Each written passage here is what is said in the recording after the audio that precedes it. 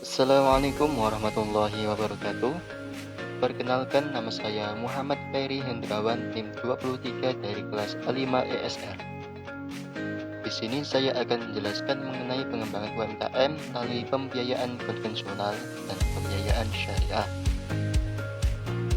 Seperti yang kita ketahui, UMKM merupakan salah satu tulang punggung ekonomi di Indonesia. UMKM menyumbang lebih dari 60% PDB atau pendapatan domestik bruto dan menyerap sekitar 97% tenaga kerja nasional. Jumlah UMKM terus meningkat setiap tahunnya. Tercatat pada tahun 2025 jumlah UMKM mencapai 65,6 juta unit, meningkat 1,2 juta unit dari tahun 2024. Meskipun begitu, UMKM mempunyai kendala dalam pengembangannya. Kendala yang hampir semua UMKM miliki ialah dalam permodalan. Satu-satunya cara agar bisa mendapatkan modal ialah dengan cara melakukan pinjaman pembiayaan.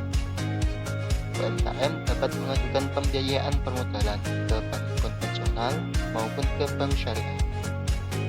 Ketika ingin mengajukan pembiayaan ke bank konvensional, biasanya akan dimintai persyaratan barang jaminan agar pembiayaan akan segera diterima.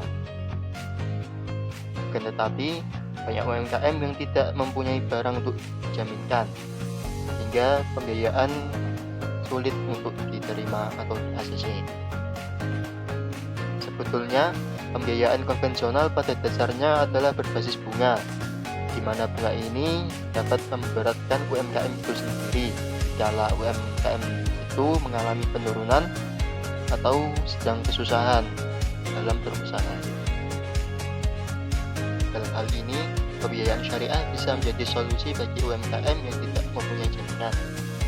UMKM bisa mendapatkan akses modal dengan melalui akad seperti mudharabah atau bagi hasil, akad musyarakah atau kemitraan modal, akad murabahah atau jual beli dengan margin keuntungan, serta ijarah atau sewa. Pembiayaan syariah selalu mengedepankan prinsip-prinsip syariah sehingga menjunjung tinggi nilai kejujuran, keadilan, melarang adanya gharar, maisir, dan riba. Oleh karena itu, suku bunga tidak diperbolehkan dalam pembiayaan syariah.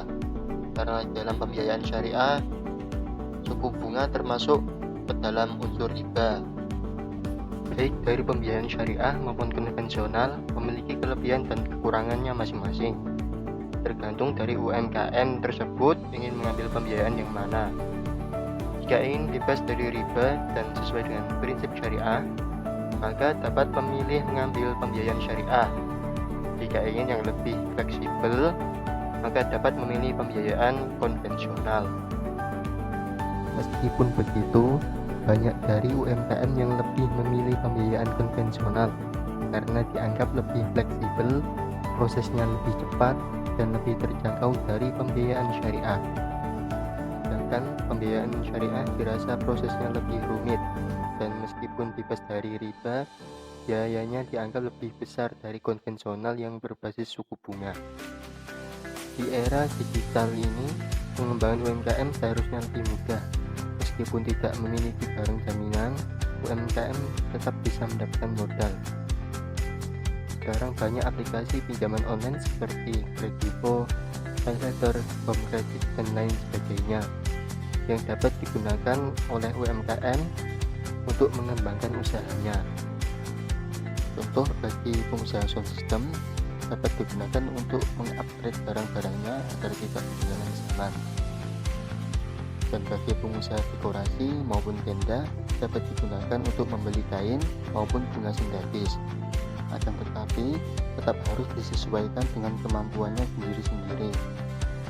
Kira-kira kalau per bulannya sekian dengan tenor berapa bulan, apakah bisa membayar atau tidak.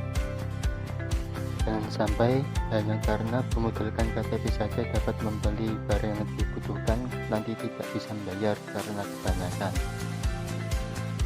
Karena meskipun itu pinjaman online, tetap saja akan ada petugas lapangan yang menghampiri ke rumah jika menunggak beberapa bulan.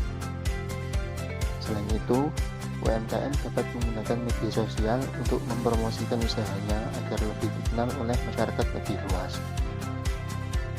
Ngomong-ngomong soal promosi, bagi yang membutuhkan sound system, dekorasi maupun tenda untuk acaranya, baik acara nikahan, walimahan, lamaran, dan acara lain sebagainya, dapat menghubungi nomor di bawah ini. Dan jika ingin dibuatkan konsep acaranya juga bisa, dan harganya akan lebih murah jika mengambil all paket. Sekian dari saya. Wassalamualaikum warahmatullahi wabarakatuh.